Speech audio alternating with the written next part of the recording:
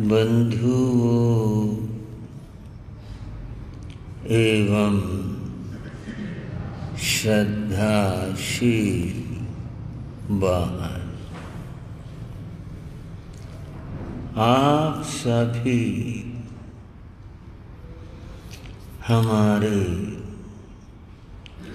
श्री श्रेयांस मुनि जी से कुछ विचार श्रवण कर रहे थे। कर्म की बड़ी सुंदर बात ये आपको बता रहे थे और ये वाक्य सदैव याद रखने का है। कर्म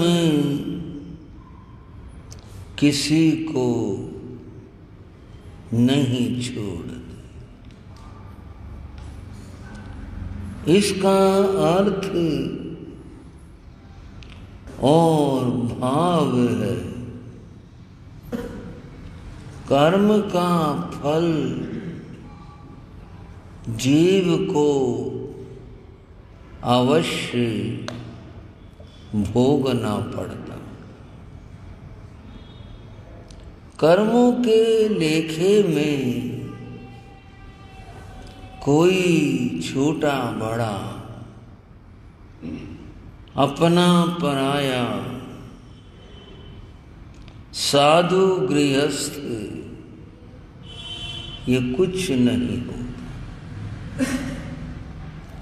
यद्यपि कर्म जड़ है, उन्हें ज्ञान नहीं होता, परंतु वो जो भी कुछ करते हैं वह सब स्वचालित मशीन की तरह होता। उसने तो स्वचालित मशीन ने चलना है, जो भी उसकी प्रक्रिया जैसे भी है उसने करनी है। ऐसे ही कर्म जो भी हैं वे उदय में आते हैं और अपना फल देते हैं।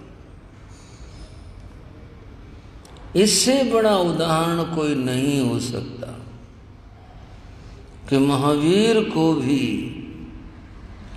अपने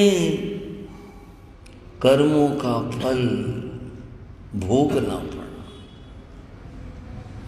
वहां भी ये बात सामने नहीं आई, ये तो तीर्थंकर हैं, इनकी तो सब माफ है, यहां कर्म क्या करेंगे, कर्म उन्हें भी भोगने पड़े। जब तीर्थंकर को कर्म भोगने पड़े तो मैं आगे की बात कहूं, इसमें साधु और गृहस्थ क्या करेंगे। कर्मों का उदय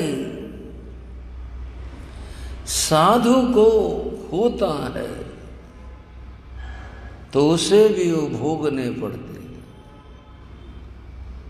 गृहस्थ को होता है उसे भी भोगने पड़े। परम श्रद्धेय महान आत्मा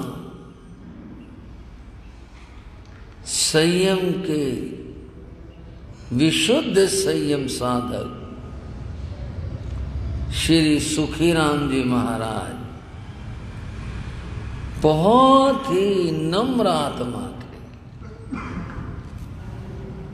क्षमाशील थे, क्रोध विजेता थे। उनके भी कर्म का उदय हुआ। और हुआ क्या, उनके यहाँ बराबर में पसलियों में कहीं फोड़ा हो गया। कहीं भी हो जाए तो कर्म की बात है। वो फोड़ा नासूर बन गया।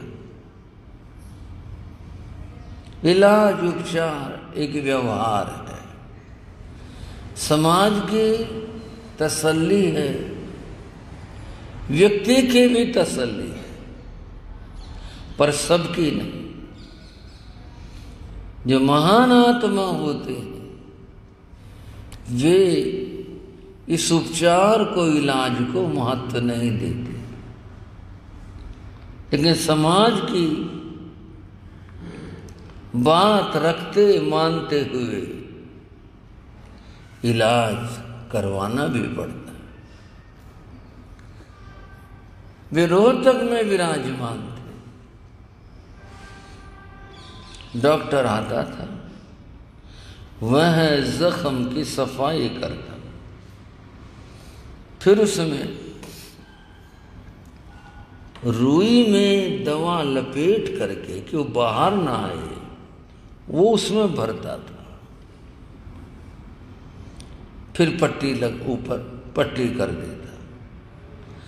बंध वो उस दृश्य के देखने वाले गुरुदेव योगीराज श्री राम जी लाल जी महाराज थे।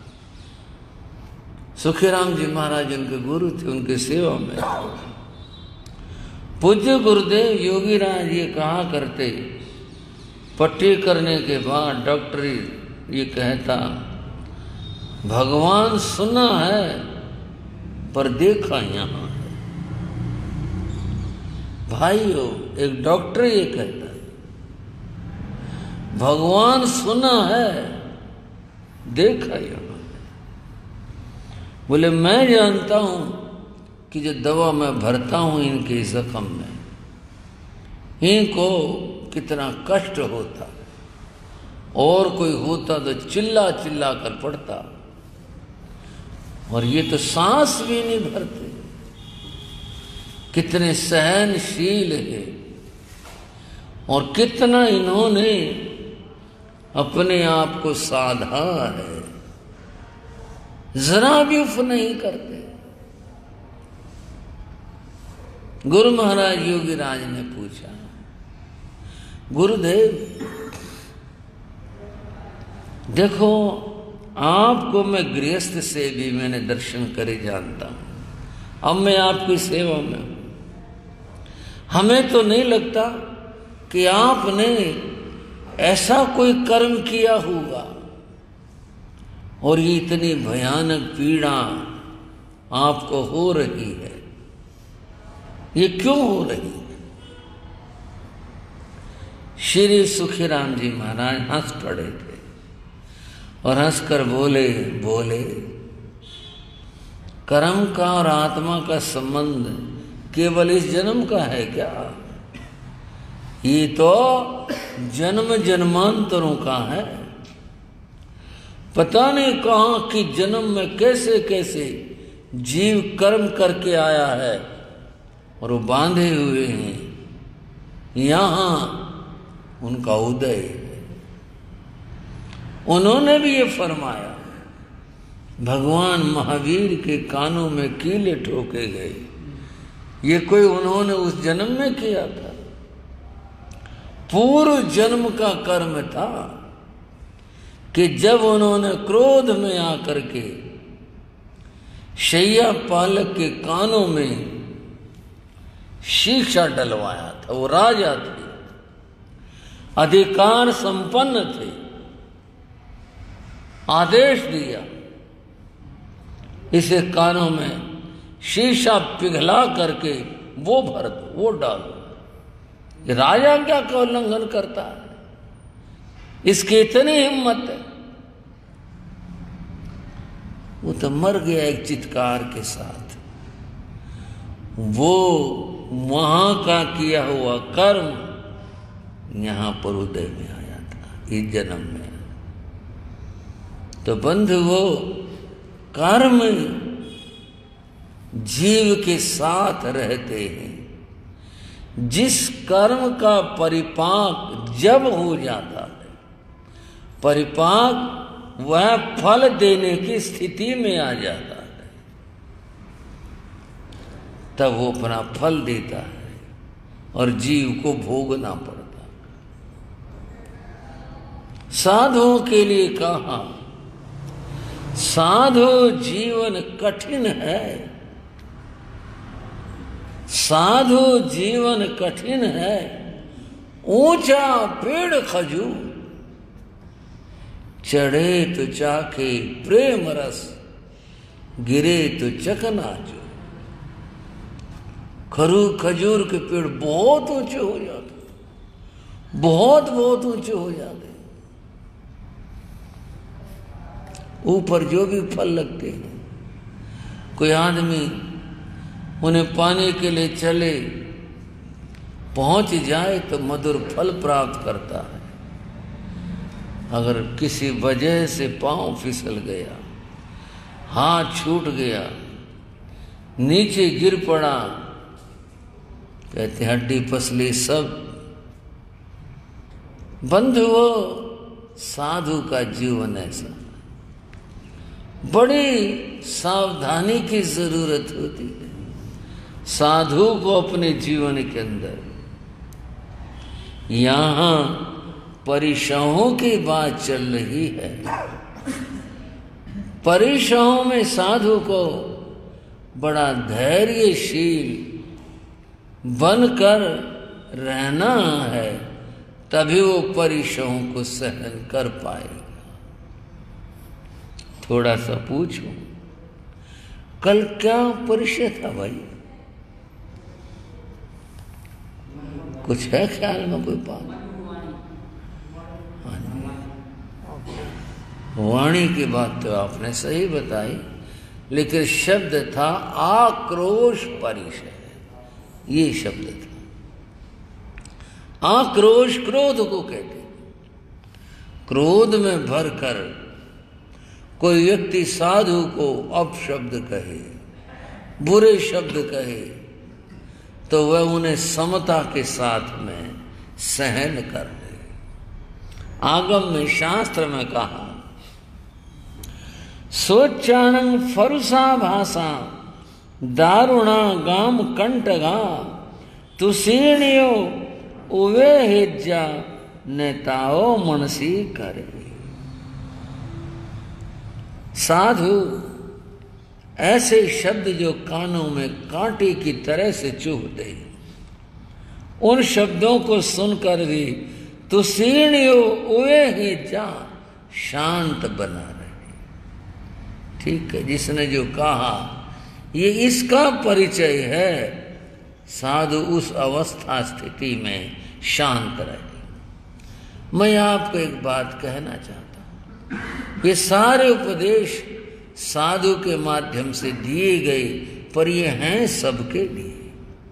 कोई गृहस्थ भी अगर अपने जीवन को ऊंचा उठाना बनाना चाहता है, उसे भी ऐसी स्थिति के अंदर शांत रहना चाहिए। अब यहां दो बात है। और किसी ने कटुवाणी का प्रयोग किया, हमारे सुनने में आया, हम शांत रहे। दूसरी बात, हम ऐसी वाणी का प्रयोग न करें, मधुर वाणी का प्रयोग करें।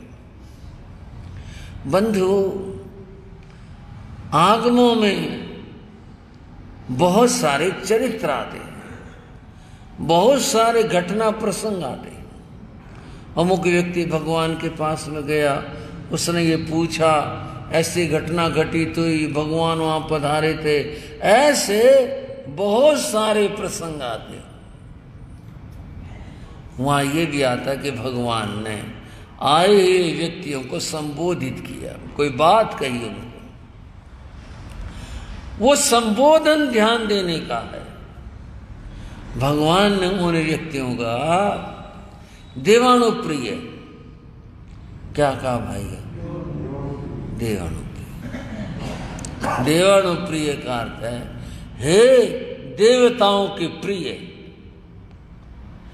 एक आदमी को इतना बड़ा दर्जा दे दिया गया कि वह देवताओं का भी प्रिय है। अब आप सोचो, भगवान तीर्थंकर महाप्रभु और एक व्यक्ति सामान्य जन को कह रहे हैं हे देवानुप्रिय। जब तीर्थंकर इतनी मधुर वाणी बोलते हैं, अगर हम किसी को मधुर वाणी से संबोधित करें, हम अच्छा बोलें तो कितना अच्छा रहे। अगर हम भी दूसरे को ऐसे प्यार भरे संबोधन के साथ में बोले, कितना श्रेष्ठ हो। तीर्थंकर बोले उन्हें क्या जरूरत है ऐसे शब्द कहने की, सीधे सीधे शब्द कहें तो क्या बात। अब मैं क्या जवाब दूं? ये शास्त्र में है। भगवान जब बोलते हैं, फरमाते हैं तो देवानुप्रिय के संबोधन से बोलते हैं, अर्थात इतना प्रिय शब्द कहते हैं जिसे दूसरा सुन करके गदगद हो जाए। बंधुओं, हम जब भी बोले दूसरों को प्रिय संबोधनों से बोले, मधुर बोले, अच्छा बोले। फारसी की एक कहावत है, और वो फारसी की कहावत क्या कहावत है? जबान शीरी जिसकी जबान मीठी हो, जबान शीरी जिसकी जबान मीठी हो, मुल्के गिरी जमाना दुनिया उसके गुलाम होती है। कितनी बड़ी बात कही। जो व्यक्ति मधुर बोलता है उस व्यक्ति के लिए सारी दुनिया उस व्यक्ति को गुलाम हो जाती है। अर्थात मधुर बोलने वाले के साथ सारे लग जाते हैं और कटु बोलने वाले के पास में समीप में कोई भी नहीं आता। कितनी अद्भुत बात हुई है। अतएव बंधुओं, मधुर बोलना चाहिए और मीठा बोलना चाहिए। इस बात का हमें अभ्यास करना चाहिए। जैन आगम तो इस बात को बता ही रहे हैं और मैं उनकी चर्चा कर भी रहा हूं। मैं आपको गीता की बात बताता हूं। गीता में क्या कहा इस बोलने के बारे में, वचन के बारे में? अनुद्वेग कर्म वाक्यम, जो उत्तेजना उत्पन्न न करे। भाइयों, श्रावक और श्राविकाओं, कैसा वचन? जो उत्तेजना पैदा न करे। क्यों पढ़ा यहां? एक तो बोले भाई साहब क्या बात है, लेटे हुए हो, कुछ तकलीफ तो नहीं, ठीक तो? पहला जो वचन है उसने पैदा किया ना भीतर के अंदर, आदमी को एकदम चोट लगी, भाई कैसे बोला मेरे को? ऐसा वचन अनुद्वेग कर्म, जो किसी प्रकार की उत्तेजना उत्पन्न न करे, ऐसा वाक्य बोले। अनुद्वेग कर्म वाक्यम सत्यम प्रिय हितम च यत्, और कहा सत्य हो, प्रिय हो और हितकारी हो। ये शर्त और लगा दी, झूठ नहीं कहना चाहिए, सत्य कहना चाहिए, और साथ में सत्य तो कहें फिर वो प्रिय भी होना चाहिए और हितकारी भी होना चाहिए। ऐसा वचन होना चाहिए। स्वाध्यायात् चैव वाङ्मयं तप उच्यते। जो व्यक्ति इस प्रकार की वाणी बोलता है, इस तरह की वाणी बोलता है, उसके लिए कहा वह वाङ्मयं तप उच्यते। उसका बोलना, उसकी स्वाध्याय, उसका बोलना स्वाध्याय तप कहलाता है। वाङ्मय तप उच्यते, उसको तप कहा। अब एक बात थोड़ा सोचें, हम परस्पर में बता मीठा बोलने से क्या घटा, इसमें क्या कमी आई? और फिर का तपस्वियों का नाम हो जाए। देखो तपस्वी हैं, वो अपनी जगह हैं, पर जो बात यहाँ चल रही है हम उसकी बात करते हैं। जो व्यक्ति ऐसा बोले, मधुर बोले, प्रिय बोले, सत्य बोले, उसके लिए कहा ये भी एक तप होता है। इस तप के करने में तो कोई बात ही नहीं। इस तप के करने में बोले क्या घटता और क्या जाता है। और सुनो, प्रिय वाक्य प्रदान ही नहीं, किसी को मधुर बोलो, प्रिय वाक्य प्रदान ही नहीं, तुष्यन्ति सर्व जंतव है। मनुष्य नहीं, सारे जीव जंतु प्रसन्न होते हैं। कुत्ते को भी पुचकारा जाए वह पूंछ हिलाने लगता है, चू चू करने लगता है, पाँव लूटने के लिए तैयार हो जाता है। और कोई जानवर हो उसको पुचकारा जाए वो भी देखो कितना प्रसन्न होता है। तुष्यन्ति सर्व जंतव है, मनुष्य का सारे जीव जंतु प्रसन्न होते हैं। किससे? मधुर वाणी से, प्रिय वाक्य से। तस्मात् तदेव वक्तव्यम, इसलिए ऐसा बोलना चाहिए। कैसा? मधुर बोलना चाहिए। वचने का दरिद्रता, अरे बोलने में कौन घाटा आ जाएगा, बोलने में कौन तुम्हारे फर्क पड़ेगा, बोलने से, मधुर बोलने से तुम्हारा क्या घटेगा, कौन सी गरीबी आएगी। जब बोल रहे हैं तो मधुर बोलो, प्रिय बोलो, अच्छा बोलो, जिसको सुन करके सारे आनंद से भर जाएं, ऐसा बोलो, ऐसी वाणी बोलनी चाहिए। परंतु ये तो हमारे विचार और विवेक के लिए सारी बातें मैंने बताई हैं। मूल प्रश्न यह था, कोई आदमी कटु बोलता है, साधु को उस समय में शांत रहना चाहिए। उसकी कटु वाणी को सुनकर भी शांत रहे, कोई बात नहीं। इस व्यक्ति की समझ इतनी ही थी, इतना ही ज्ञान था। एक और बड़ी प्रसिद्ध बात है,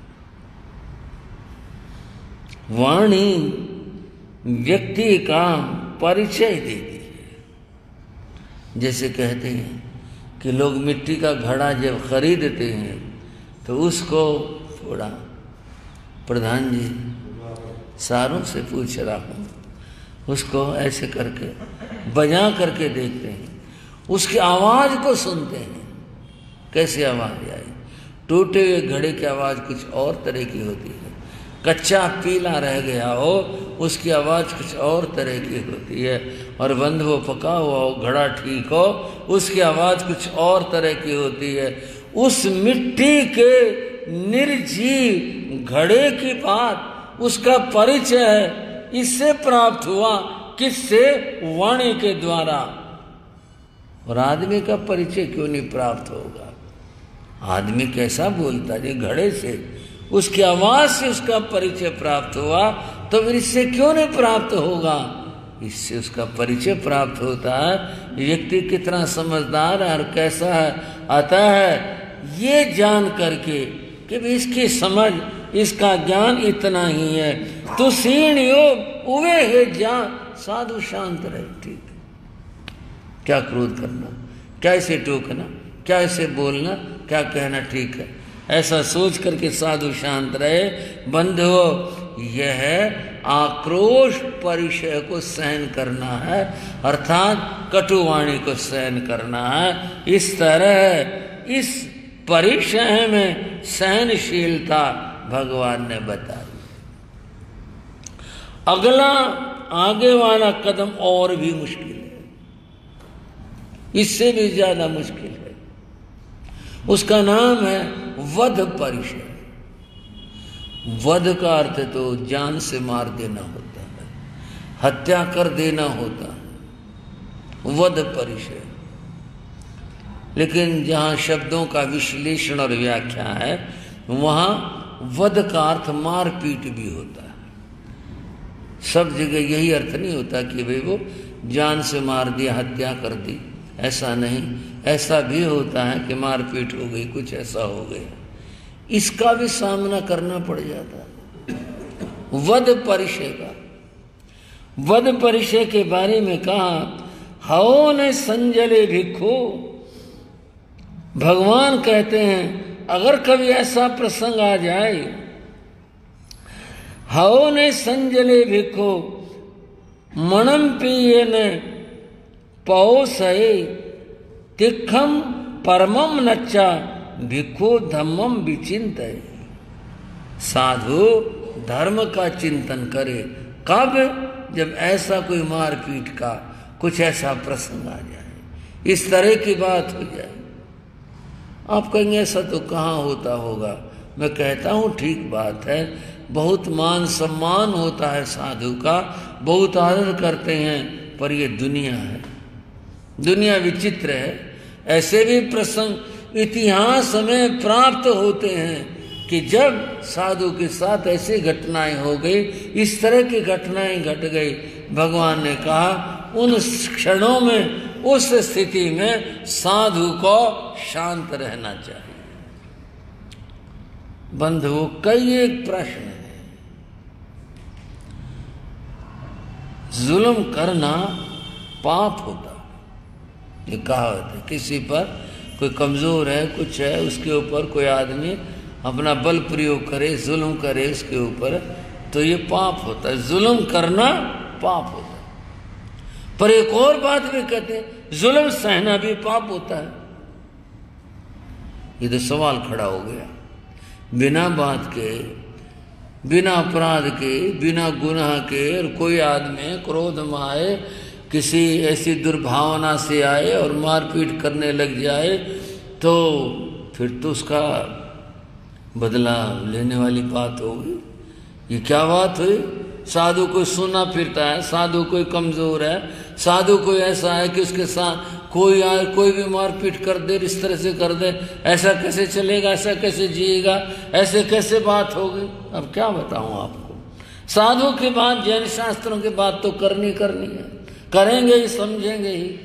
बाइबल की बात करता हूं। बाइबल में कहा, तुम आंख के बदले आंख मत लो।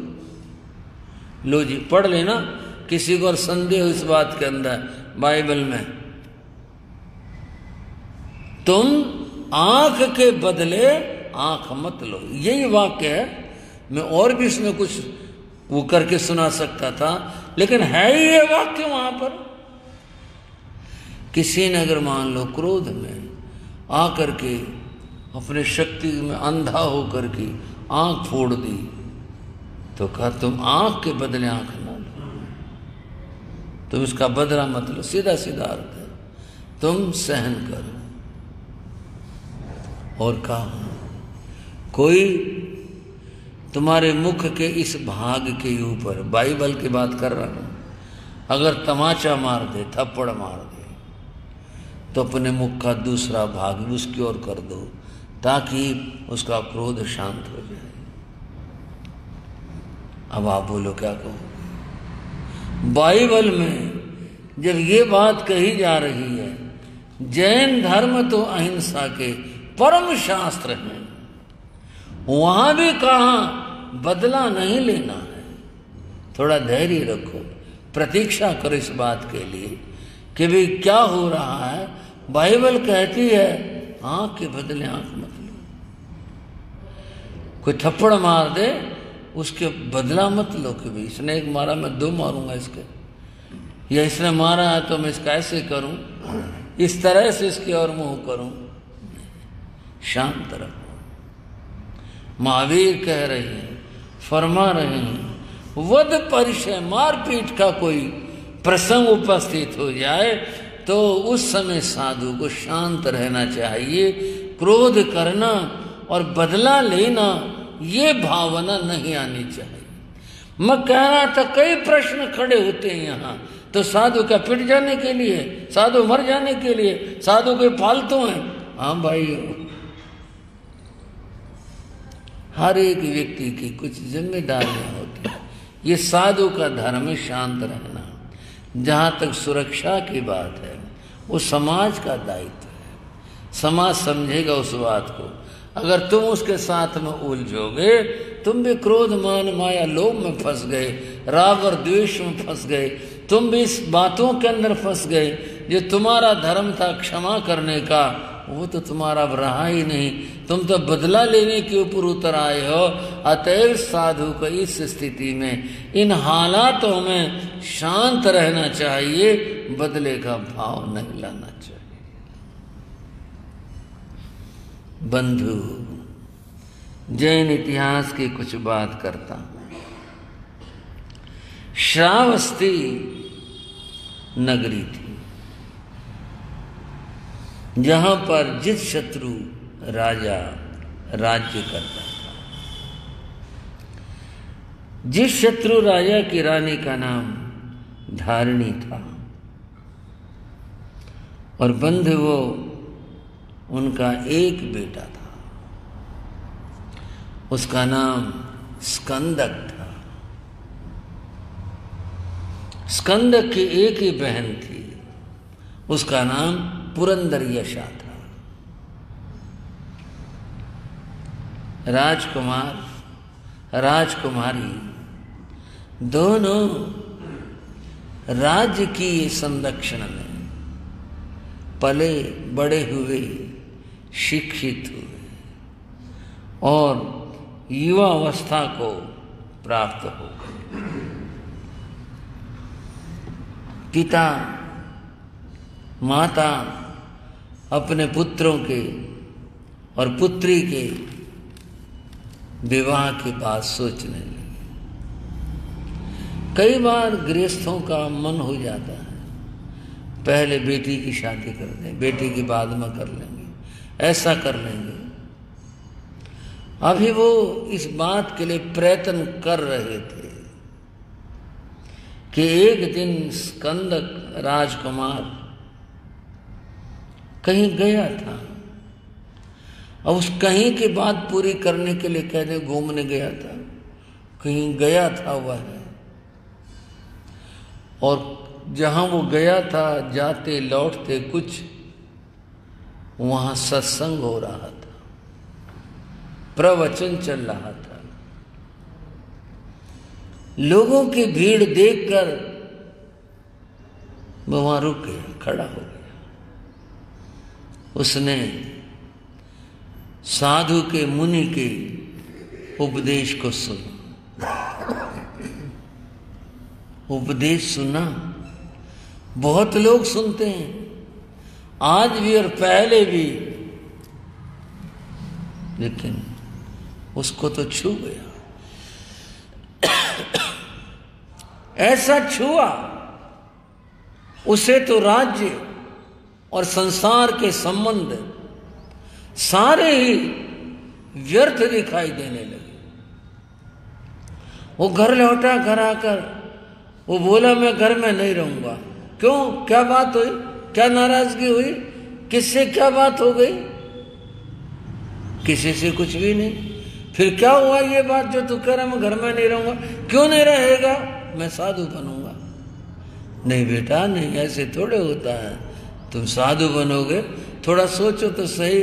हमारे इकलौते तो पुत्र हो, और हम तो पता नहीं क्या क्या सोचे हुए हैं, और तुम साधु बनने की बात कर रहे हो।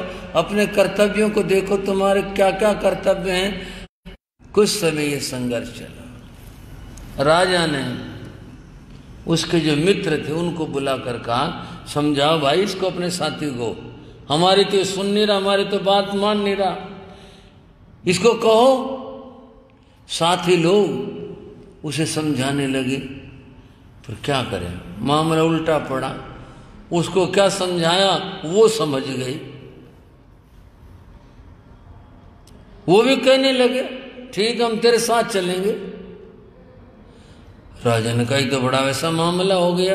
पहले तो हमारे घर में इस बात की चिंता थी कि घर छोड़ कर जाएगा, अब इतने घरों में उसने कुछ और मित्रों को और लोगों को, सयानों को बुलाया, भाई इसको समझाओ, कोई हमारी बात मान नहीं रहा, सुन नहीं रहा, और बुलाए। और बंधुओं 500 व्यक्ति हो गए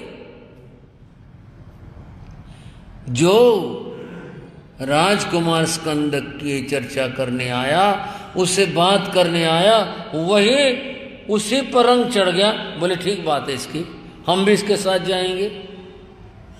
और आके 500 साथियों के साथ स्कंदक ने दीक्षा ले ली।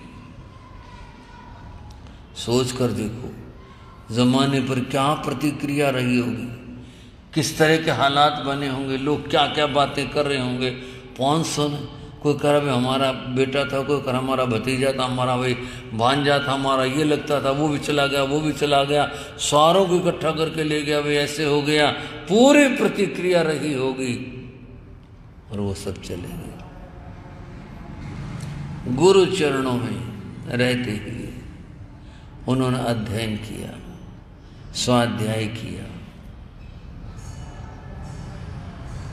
योग्य हो गए, ज्ञान संपन्न हो गए, ध्यान और आत्म चिंतन में रमण करने लग गए। इस तरह हो गए।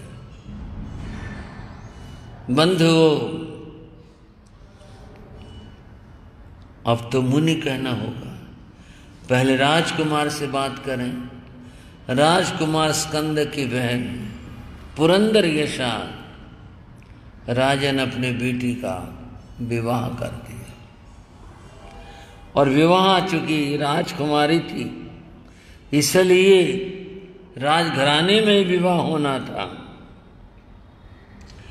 तब उस जमाने में दंडक नाम का देश था, रहा होगा कोई, जैसे भी था, और उसके कुंभकारक नाम की राजधानी थी।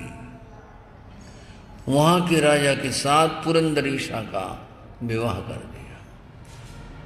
अब लड़की को सब यही कहते हैं, पराया धन होती है, वह अपने ससुराल चली गई, अपने घर चली गई, वहां चली गई। उस राजा का जहां पर पुरंदर यशा का विवाह हुआ था, एक मंत्री था, उसका नाम पालक था।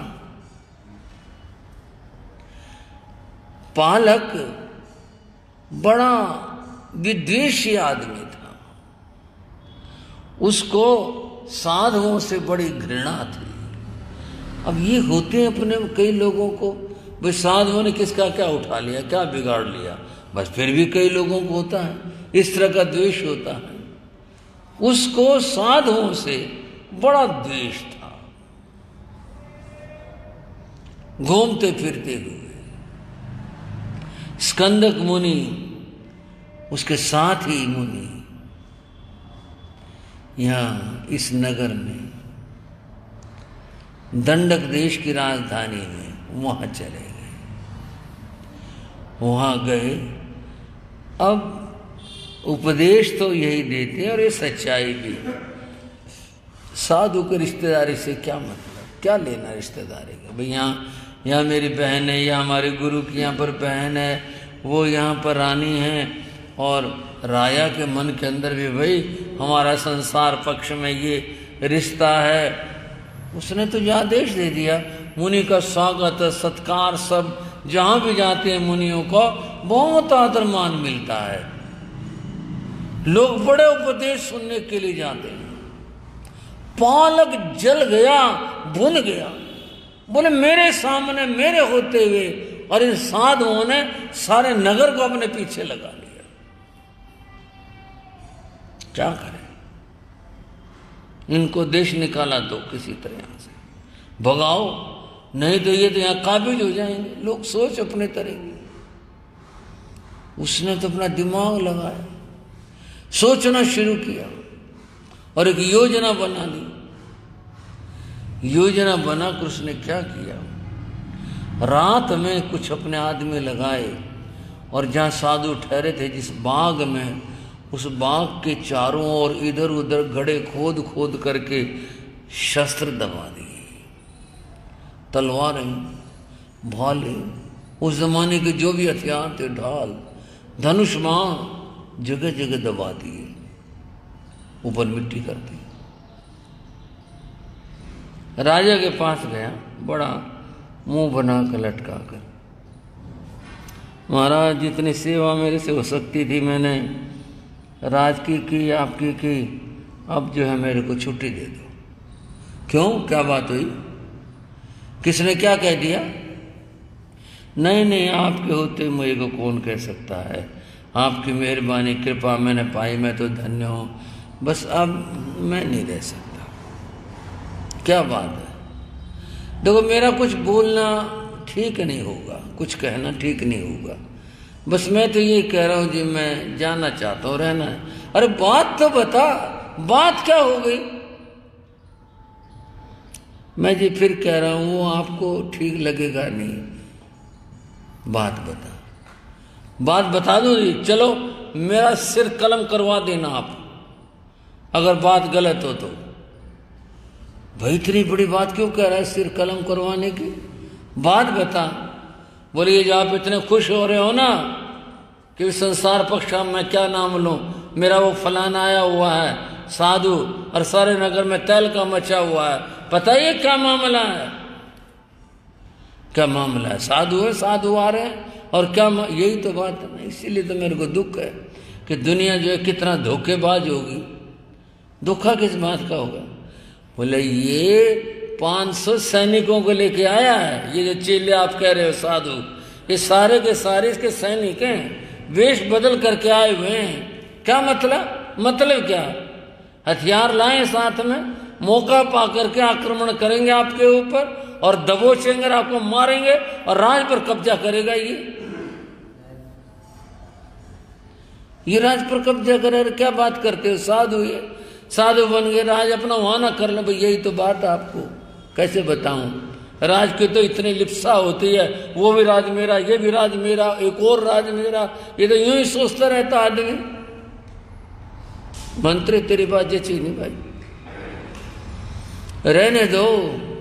नहीं जची तो मैं कब कह रहा हूं? तूने कही क्यों ये बात? मैं सच्चाई कही है। बोले सच्चाई क्या इसमें?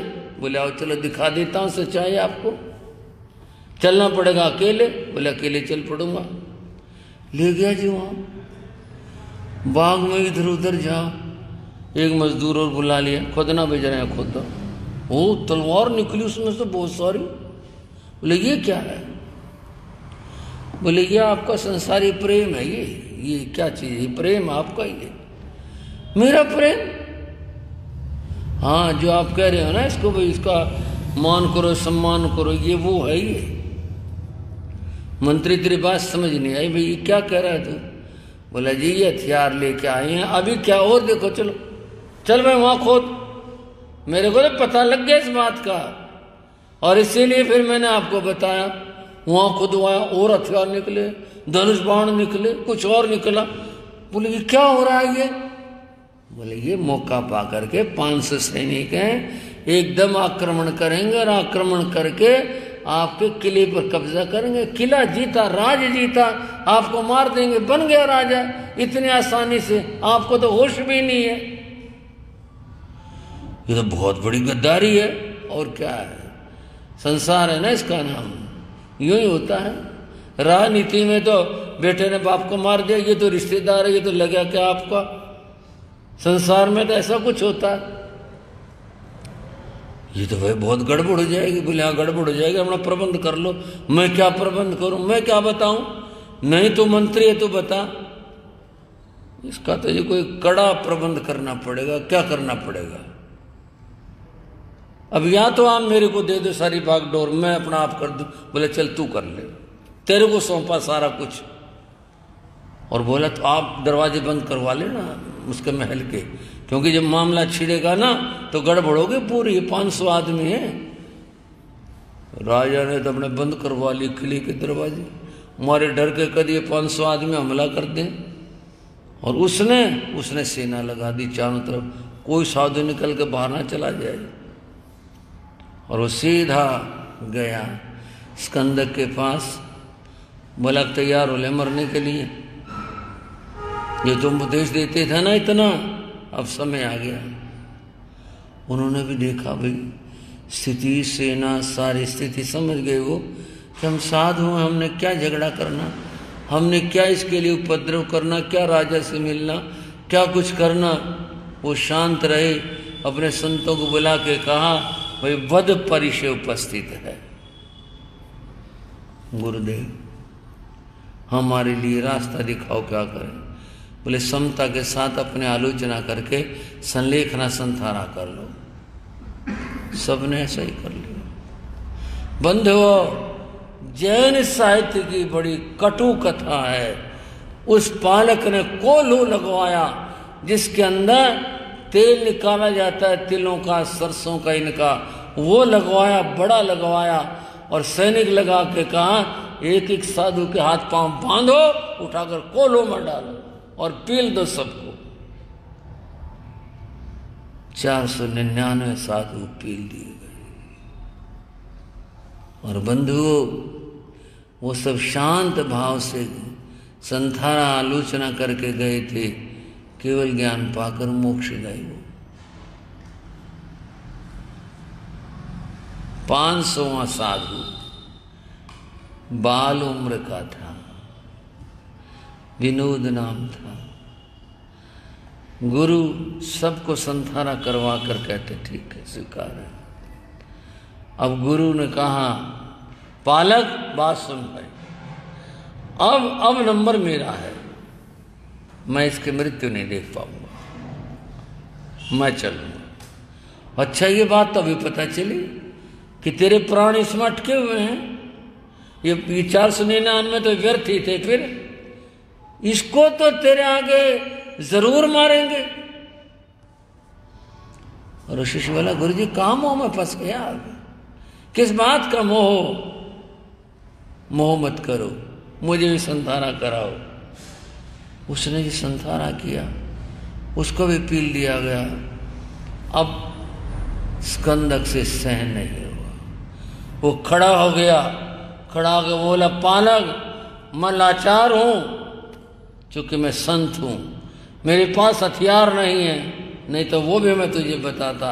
और सुन ले, मेरी तपस्याओं का फल हो, तेरा, तेरे राजा का, इस राज्य का, सबका नाश करूंगा। हाँ हाँ कर ले जो तुझे करना हो। बंधुओं, उनको भी पील दिया।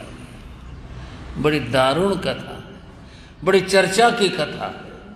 हम इसको कथा में सुनते हैं, लेकिन सोचने की बात है, कई पहलू हैं। सांप्रदायिकता कितने भयंकर रही कि ये साधुओं कैसे मौत के घाट उतार दिया। ये सांप्रदायिकता का नाटक था, सांप्रदायिकता का तांडव नृत्य था, ये ऐसा काम हुआ। और दूसरी बात, हम कथा कह के रुक जाते हैं, हम ये नहीं बता पाए आज तक तत्कालीन समाज और संघ ने क्या किया, वो नहीं बता पाए, उसकी चर्चा यहीं छोड़ देते हैं। आखिर साधुओं की सुरक्षा करेगा कौन? हम यहीं तक रुक जाते हैं कि वो जाने वाले मोक्ष में गए 500 व्यक्ति, हम यहाँ करके बस पूरी कर लेते हैं बात को। आगे मेरे पास भी सुनाने को नहीं है कि समाज में क्या प्रतिक्रिया हुई, देश में क्या प्रतिक्रिया हुई। 500 व्यक्ति, 500 साधु मार दिए गए और प्रतिक्रिया न हुई। हम फिर यहाँ रुक जाते हैं कि नहीं, क्षमा रखो। बंधुओं, क्षमा का अपना महत्व है, सुरक्षा अपने स्थान के ऊपर। स्कंदक देव बना, देव बनकर के उसने फिर अपनी पूरी शक्ति का प्रदर्शन किया। वो आया और पालक से बोला तब मैं लाचार था, अब तू बोल, अब मैं तुझे बताता। उसने स्वयं बदला लिया, जबकि साधु ने बदला नहीं लेना होता। अब तो वो देव हो गया, साधु की बात तो रही नहीं, लेकिन भाव वहीं से ही उसके विचलित हो चुके थे। और बंधुओं, उस नगर और राज्य को जला करके उस देव ने भस्म कर दिया था, और केवल उसमें से एकमात्र पुरंदर यशा बची और कोई नहीं बचा। बंधुओं, वह दंडक देश खत्म हो गया। ये वही दंडक है जिसका रामायण में जिक्र आया। ये जैन रामायण की कथा है। दंडकारण्य में फिर श्री राम का आगमन हुआ था, लक्ष्मण का आगमन हुआ था। ये वो दंडकारण्य है।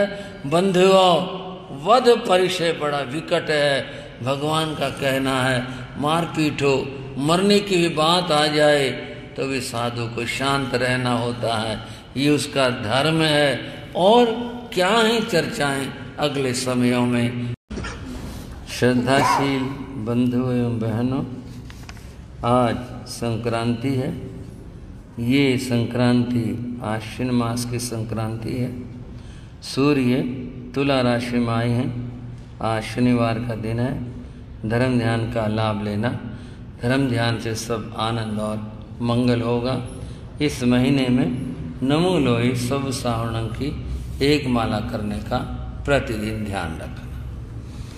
चत्तारि मंगलम अरिहंता मंगलम सिद्धा मंगलम साहू मंगलम केवली प्रणतो धम्मो मंगलम चत्तारि रोगोत्तमा अरिहंता रोगोत्तमा सिद्धा रोगोत्तमा साहू रोगोत्तमा केवली प्रणतो धम्मो रोगोत्तमो चत्तारि शरणं प्रविज्यामि अरिहन्ते शरणं प्रविज्यामि सिद्धे शरणं प्रविज्यामि साहू शरणं प्रविज्यामि केवली प्रणतं धम्मं शरणं प्रविज्यामि।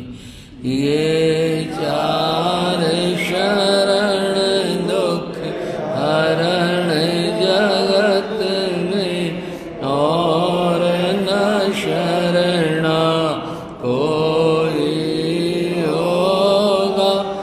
जो भव प्राणी करे आचरण उसका अजर अमर पद होगा।